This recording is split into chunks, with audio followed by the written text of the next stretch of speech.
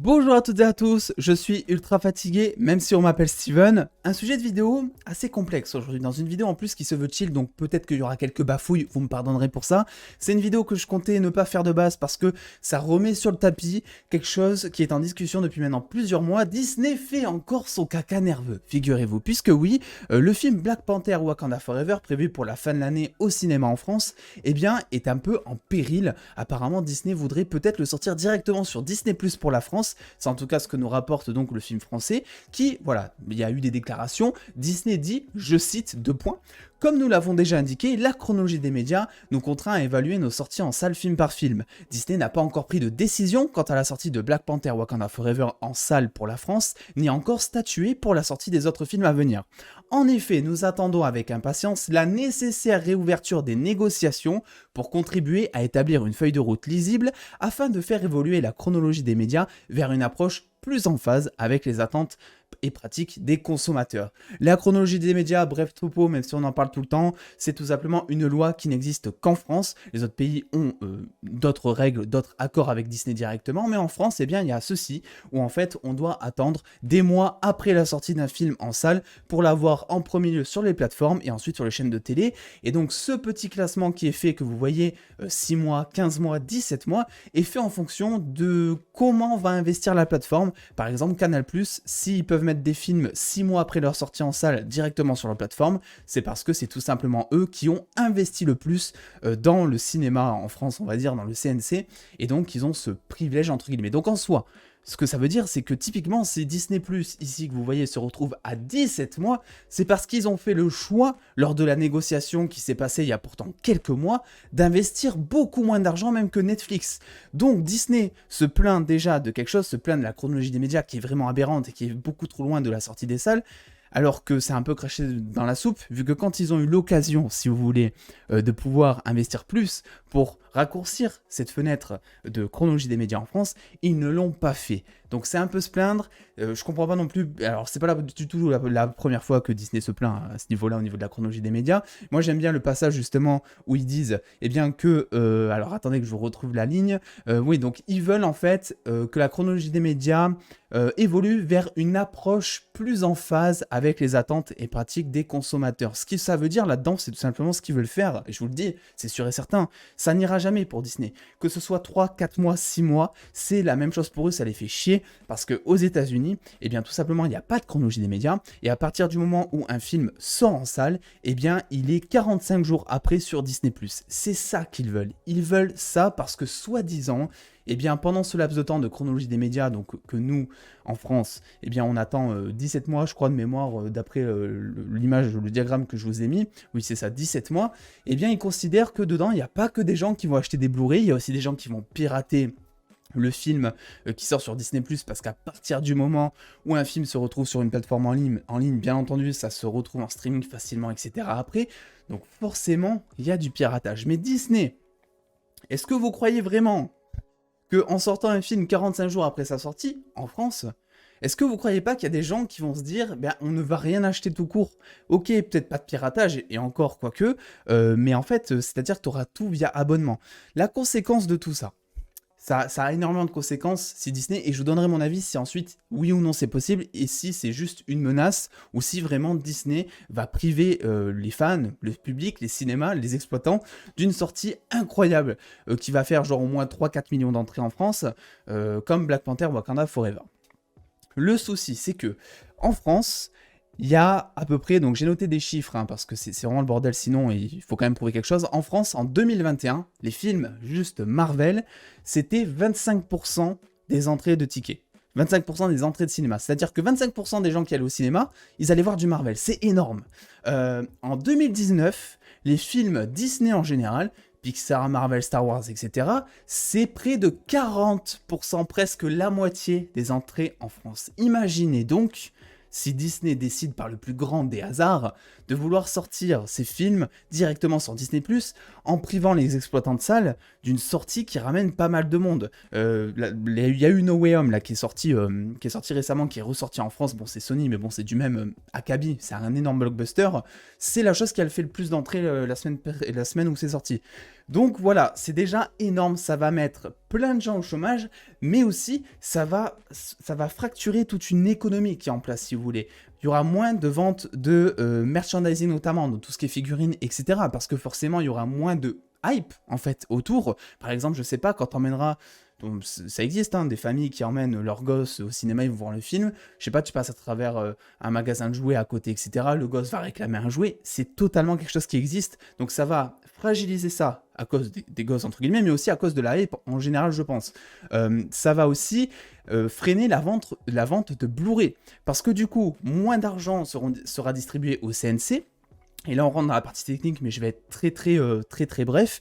Le CNC, qui est une sorte d'association, on va dire en France, en Europe, qui permet en fait de financer la vente de Blu-ray, mais aussi de pouvoir financer en fait du cinéma étranger. En France, on est un des pays en Europe qui a, et je ne sais pas si c'est le plus, mais en tout cas, je vais dire qui a, parce que je ne suis pas certain, qui a le plus de diversité dans ces salles. On a des films russes, on a des films italiens, on a plein de choses, vraiment. Et c'est ça qui fait la force du cinéma français. On a pas mal de chance en France, on a pas mal d'entrées encore, même si les cinémas tirent un petit peu la tête et tout. Pourquoi ça? Parce que tout simplement, où que vous habitiez, quand vous achetez un ticket de cinéma, je crois que c'est quelque chose de l'ordre de 2%, mais il y a genre 2% de votre ticket de cinéma que vous allez par exemple payer, imaginons 10 euros, voilà. Même si en France, je crois que c'est 7-8 euros la moyenne globale, mais disons 10 euros le ticket de cinéma. Il y a 2% de ce ticket qui partent au CNC. Le CNC, c'est pas beaucoup, 2%, mais mis bout à bout, ça commence à faire un budget, et le CNC ensuite redistribue ses fonds pour aider les plus petits films. Parce que oui, il n'y a pas que des gros studios qui peuvent s'autofinancer comme Disney, Warner, etc. Il y a aussi des cinémas indépendants qui sont là et qui tirent un petit peu la tête, qui proposent parfois des pépites. Et je sais pas si vous êtes client, mais personnellement, même si je regarde très rarement du cinéma indé, du cinéma d'auteur, des cinémas même, des films étrangers, etc., eh bien quelquefois j'aime bien mettre pause sur tout cet univers de blockbuster pour tout simplement regarder un film qui n'a rien à voir, un film qui va se prendre très au sérieux, qui va pas être spectaculaire en termes d'effets spéciaux, mais qui va quand même faire du bien pour ensuite reprendre du Marvel et se faire plaisir. Ça n'existera plus. Voilà. Enfin, c'est-à-dire que, je vous l'ai dit, c'est en 2019, près de 40% des tickets de cinéma, ça serait se priver, même si ça reste que 2% à chaque fois, de pas mal de fonds. Donc voilà, déjà, il y a toutes ces conséquences-là. Et on aura aussi, comme je l'ai dit, plus de piratage parce que le film arrive 45 jours, imaginons, parce que je pense qu'ils vont attendre ça. C'est-à-dire que s'ils veulent faire venir sur Disney+, le film directement et ne pas le sortir en salle, ils vont attendre que le film sorte de manière nationale sur Disney+. Et donc, le film sort, je sais plus, je crois qu'il sort le 10 novembre ou un truc comme ça. Imaginons, il sort début novembre, on va dire. Eh bien, nous, on ne l'aura pas sur Disney+, quand le film sortira en salle dans les autres pays, déjà premièrement, et il va falloir attendre les 45 jours de délai que Disney impose à ses films pour qu'ils soient dispo sur Disney+, aux États-Unis, et que nous, on l'ait aussi. Donc ça veut dire qu'en fait, déjà, on va se faire full spoiler sur les réseaux sociaux parce que le film sera sorti depuis 45 jours, c'est aberrant, et en plus, eh bien, ça va évidemment faire fonctionner le piratage parce que dès qu'il sera dispo sur Disney+ aux États-Unis, vous croyez pas quand même que les Français sont assez pigeons pour aller se prendre un abonnement de Disney+? Enfin, pas tous les Français, juste pour aller voir, je sais pas, Black Panther ou Wakanda Forever. Ça va pas du tout se passer comme ça. Preuve en est, c'est que on a eu Black Widow qui est sorti, voilà, à moitié en salle, c'est vrai, à moitié sur Disney+. Et ben sur Disney+, il a rapporté seulement 60 millions. C'est rien. C'est que chi. C'est un film qui, grosso modo, a coûté 200 millions. 60 millions, c'est rien du tout. C'est très décevant.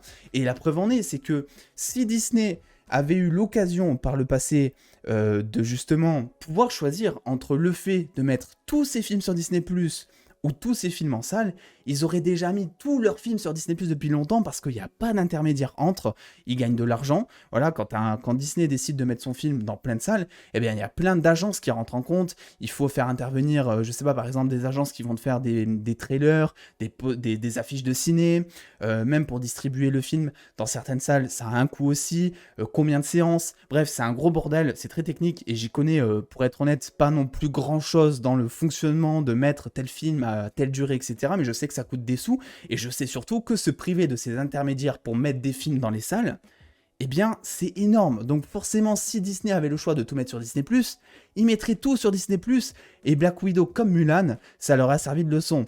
Alors oui, à côté, c'est vrai, on a des films comme Soul ou c'était Lucas aussi, je crois, qui est sorti sur Disney Plus directement.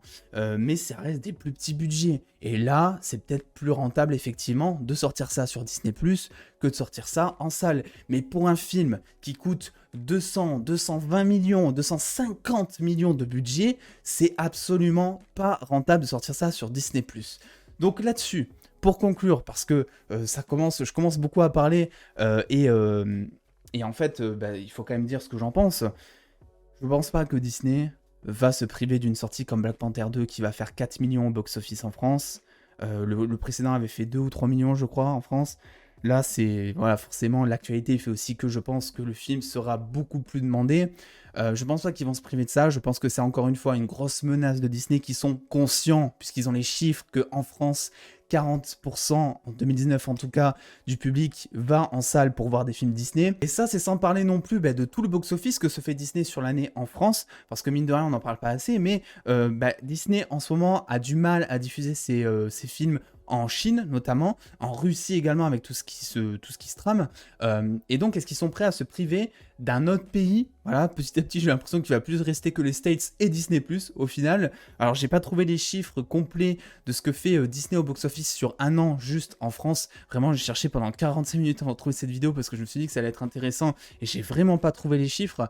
Mais grosso modo, ouais, ça reste un box-office à plusieurs millions, à plusieurs dizaines de millions qui est assez important. Et puis même, en fait, je vous parle d'économie, mais rien que tous les commerces, les restaurateurs qui sont par exemple autour des cinémas, t'enlèves juste, je vous l'ai dit, 25% pour les films Marvel ou encore 40% du public qui va voir un film Disney, t'enlèves ces 40% et ça fait 40% en moins potentiellement aussi pour les restaurateurs et tout. Donc ça va mettre des gens au chômage, il va y avoir des déficits financiers, ça va être un gros bordel. Et je pense que oui, vu que c'est pas la première fois que Disney menace de faire ça, eh bien je pense qu'il faut prendre ça à la légère. Cependant, c'est vrai que j'ai parlé un petit peu avec un exploitant de salle pour lui demander un peu son avis sur la question et s'il avait des infos. Et il m'a dit que dans les cinémas, visiblement, ils n'avaient toujours pas reçu les trailers de Black Panther, ni les éléments promotionnels du genre affiches, etc. Là où d'habitude ils reçoivent ça un petit peu en avance. Mais il m'a dit aussi que c'était pas non plus déterminant, c'était pas vraiment définitif dans le choix de mettre le film sur Disney+, étant donné que par exemple pour Thor 4, c'est pareil, ils ont eu les éléments promotionnels hyper en retard et tout. Donc voilà, c'est pas synonyme forcément de chronologie des médias. Disney veut vraiment faire pression et n'envoie rien en salle, etc. Ça peut tout simplement être un retard de délai marketing, on va dire. Donc voilà, là je peux pas apporter une plus-value là-dessus sur cette info, à voir par la suite. Mais ce que je vois moi, c'est que Disney, c'est genre la deuxième ou troisième fois qu'ils tiennent ce discours. La dernière fois que c'est arrivé, il y a eu une renégociation de la chronologie des médias et comme vous l'avez vu, ils sont passés donc à 17 mois au lieu de 36 mois, ce qui est quand même assez colossal. Et là, ce qu'ils veulent, en fait, ils redemandent la même chose. Moi, je vous l'ai dit, ce qu'ils veulent, c'est juste 45 jours de délai. Sauf que ça, en France, le souci, et le CNC va bien évidemment, je pense, y tenir à son système de fonctionnement, et même la France en général. En France, on ne veut pas se passer de notre diversité française parce que c'est ça qui nous définit en termes de cinéma par rapport à d'autres pays. On est ultra ouvert et le problème c'est que ce cinéma étranger, il ne peut pas potentiellement exister si le CNC ne rentre pas l'argent grâce à la vente des tickets, donc qui est un petit peu dû quand même, mine de rien, aux 40% des entrées en France juste avec Disney. Donc voilà, vous avez un petit peu mon avis sur la question. Bien entendu, ça reste à déterminer. On n'a pas plus d'infos. Si on a plus d'infos, je vous le dirai. Bref, dans tous les cas, je me suis dit que cette vidéo était valable parce que, déjà pour vous expliquer mon avis sur la question, mais aussi pour expliquer ce système de chronologie des médias, parce que bien souvent, les gens qui disent, j'en ai vu sur Twitter, la chronologie des médias, ça sert à rien, on s'en fout de la chronologie, etc., se rendent pas vraiment compte de tout le système qu'il y a derrière. J'ai essayé de l'expliquer tant bien que mal ici, sans rentrer vraiment dans les détails pour pas vous endormir, mais grosso modo, c'est ce qu'il faut retenir. Et en plus, la chronologie des médias permet donc plus de diversité, plus de films, donc plus de concurrence, et quand il y a la concurrence, il y a de meilleurs produits qui sortent, généralement. S'il n'y a pas de concurrence, il y a moins de qualité. Et je suis pas sûr que, concernant Marvel en tout cas, c'est ce qu'on souhaite, surtout actuellement. Bref, écoutez, donnez-moi un petit peu votre avis en commentaire. Que pensez-vous si Disney sortait en fait son film Black Panther 2 directement sur une plateforme? Est-ce que ça vous dérangerait de voir le film, de le découvrir sur votre PC, sur votre télé? Ou est-ce que vraiment c'est un film hommage en plus à Chadwick Boseman que vous aimeriez découvrir sur grand écran? Et puis écoutez les dos, n'hésitez pas à lâcher le petit pouce bleu si cette vidéo vous a plu, si je me suis fait comprendre surtout. J'espère que je me suis fait comprendre. Et puis en attendant les dos, prenez soin de vous, faites-vous bien kiffer. Des bisous les dos.